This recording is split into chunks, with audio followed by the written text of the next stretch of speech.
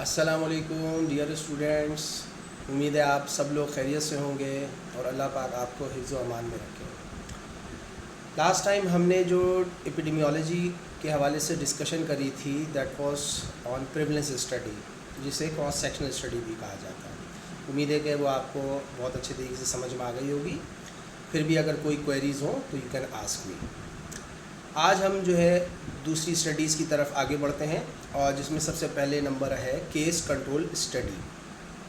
Basically case control study جو ہے وہ دو گروپس کے درمیان میں کمپیریزن یا کمپیریٹیو اسٹڈی کا ہی دوسرا نام ہے۔ کیس اس گروپ کو کہتے ہیں یا ان سبجیکٹس کو کہا جائے گا جن میں کسی ڈیزیز کو اسٹڈی کیا جا رہا ہو، سے فار ایگزامپل ہائپر ٹینشن۔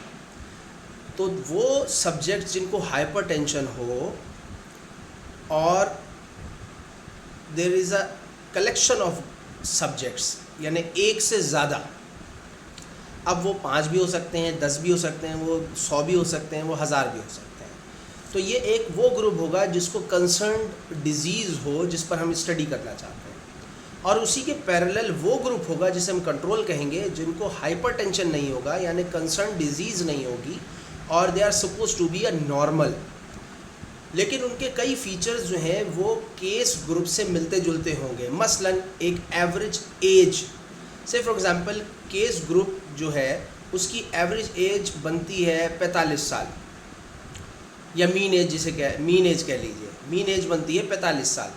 تو کنٹرول گروپ میں بھی مین ایج جو ہے وہ 45 سال یا 46 سال یا 47 سال کے قریب، یعنی 45 کے قریب قریب ہونی چاہیے۔ تو ہمیں کنٹرول منتخب کرتے وقت کچھ فیچرز کا زیادہ خیال رکھنا پڑتا ہے، مثلا جیسے ایج گروپ ہو گیا، یا مین ایج گروپ یا مین ایج ہے۔ اس کے علاوہ سیکس، اگر ہم کیس گروپ میں ہم میلز کو کنسیڈر کر رہے ہیں تو کنٹرول میں بھی میلز کو ہی کنسیڈر کیا جائے، اگر کیس گروپ میں ہم بوتھ سیکسز کو کنسیڈر کر رہے ہیں تو ادھر بھی بوتھ سیکسز کو کنسیڈر کیا جائے، اور تعداد بھی تقریباً اتنی ہی رکھ لیں آئیڈیلی تو بہت اچھی بات ہے۔ اگر اتنی تعداد نہیں ہو سکتی، سے فار ایگزامپل کیس ہمارے پاس 100 ہیں اور 100 کنٹرول نہیں ہو پا رہے، تو کم سے کم ہم 50 کر لیں، یعنی 2:1 کا ریشو طے کیا جا سکتا ہے، یا ہم کہیں کہ ہر 10 کیس گروپ کے اوپر ہم ایک کنٹرول گروپ لگا رہے ہیں، اور اس کو بھی ہم کمپیریزن میں اسٹڈی کریں گے۔ تو اس طریقے سے یہ کیس اور کنٹرول گروپ بنایا جا سکتا ہے۔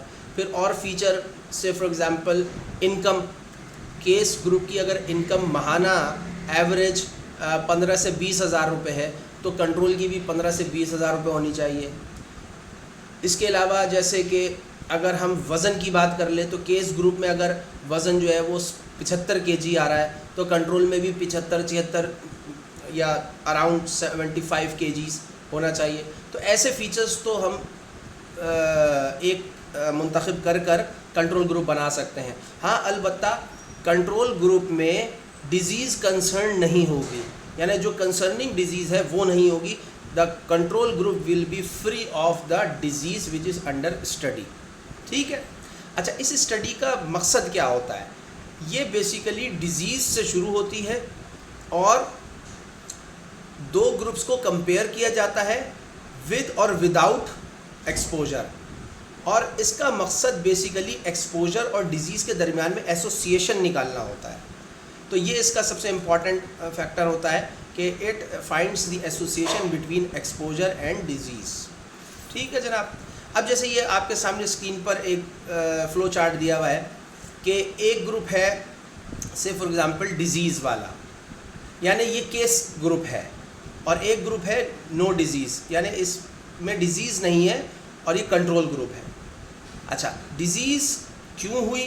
یا تو ان کو ایکسپوجر ہوا ہوگا، سے فار ایگزامپل ہائپر ٹینشن کی میں بات کر لیتا ہوں، تو ہائپر ٹینشن کے رسک فیکٹرز آپ کو پتہ ہے بے شمار ہے۔ اگر میں کسی ایک رسک فیکٹر کو کنسیڈر کرنا شروع کر دوں، سے فار ایگزامپل نکوٹن، یعنی سگریٹ اسموکنگ، تو سگریٹ اسموکنگ سے ایکسپوز ہوئے اور ان کو بیماری ہو گئی، یا ایکسپوجر نہیں ہوا تھا لیکن پھر بھی بیماری موجود ہے، تو اگر اس طریقے سے ایک گروپ بنتا ہے، یعنی ڈیزیز کو لیا جائے یا ڈیزیز کیسز کو لیا جائے، subjects having the concern disease, اور پھر ان کی پیچھے ماضی میں ہسٹری لی جائے کہ کیا ان کو وہ رسک فیکٹر ایکسپوزڈ ہوا یا نہیں ہوا، ٹھیک ٹھیک اسی طریقے سے وہ اشخاص جن کو وہ بیماری نہیں ہے اور ماضی میں ان کی ہسٹری لی جائے کہ ان کو ایکسپوجر ملا یا نہیں ملا، یعنی سگریٹ اسموکنگ کا ایکسپوجر ملا، چاہے وہ ایکٹیو اسموکر ہوں چاہے پیسو اسموکر ہوں، یا بالکل بھی ایکسپوجر نہیں ملا اور کوئی بیماری نہیں.